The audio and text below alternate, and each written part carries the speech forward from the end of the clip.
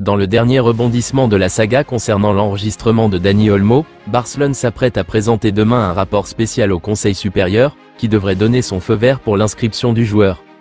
Le rapport, préparé par la Fédération espagnole, intervient après que la Liga et la Fédération royale espagnole de football, RFEF, ont rejeté la demande de Barcelone de réinscrire Olmo et Pau Victor pour la seconde moitié de la saison.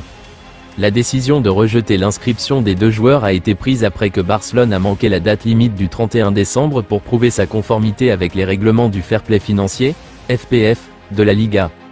Bien que le club ait finalement fourni la documentation nécessaire vendredi, cela est arrivé trop tard pour Olmo et Victor, dont les inscriptions ont été annulées mercredi. Barcelone prévoit de contester cette décision en justice, et la présentation du rapport spécial au Conseil supérieur est considérée comme une étape clé dans les efforts du club pour annuler cette décision et inscrire Olmo, recruté cet été en provenance du RB Leipzig pour 60 millions d'euros. Dani Olmo a une confiance aveugle en Joan Laporta, président du FC Barcelone, malgré la crise liée à son enregistrement, rapporte Marca. Laporta a assuré à Olmo que Barcelone finirait par l'enregistrer et qu'il jouerait cette saison. Selon le rapport, Olmo croit chaque mot prononcé par Laporta. Olmo n'a pas participé au match du Barça contre Barbastro car il n'est pas autorisé à jouer en Espagne. Après que la Fédération espagnole de football a rejeté la demande de Barcelone d'enregistrer Dani Olmo et Pau Victor, le Barça a porté l'affaire devant le tribunal CSD. Le Consejo Superior de Deportes, CSD, est la plus haute instance judiciaire en matière de sport en Espagne, on l'appelle souvent le Conseil suprême des sports ou le Conseil supérieur des sports en Espagne. Cependant, le Barça a un autre problème à régler. Le président du CSD est José Manuel Uribe, un supporter autoproclamé du Real Madrid, tout comme le président de la Liga Javier Tebas. Mais contrairement à Tebas, Uribe ne manque pas une occasion de visiter le Santiago Bernabéu et d'assister au match depuis la loge VIP du stade. Voici une photo de lui en train d'assister à un match là-bas de bonne humeur, aux côtés de Florentino Pérez et d'autres VIP du Real Madrid. Il y a de nombreux tweets d'Uribe qui vantent son soutien au Real Madrid. Les fans de Barcelone sur X craignent le pire après avoir appris cette dernière information. Un supporter a simplement tweeté 4 emojis aux yeux larmoyants montrant sa frustration à ce sujet.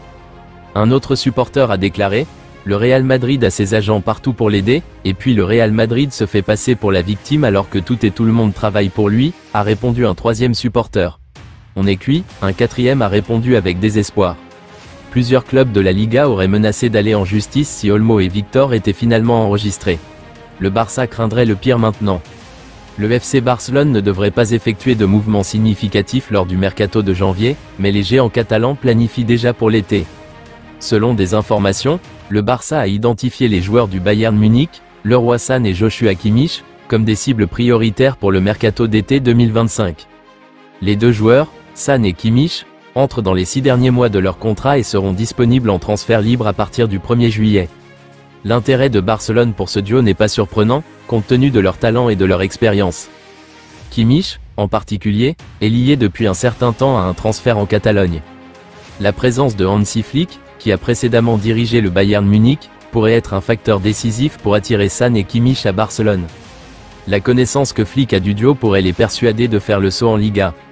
Bien que le Bayern Munich tente encore de négocier de nouveaux contrats avec Sané et Kimmich, le fait que Barcelone et d'autres clubs puissent désormais leur proposer des pré-contrats pourrait offrir aux joueurs une alternative alléchante.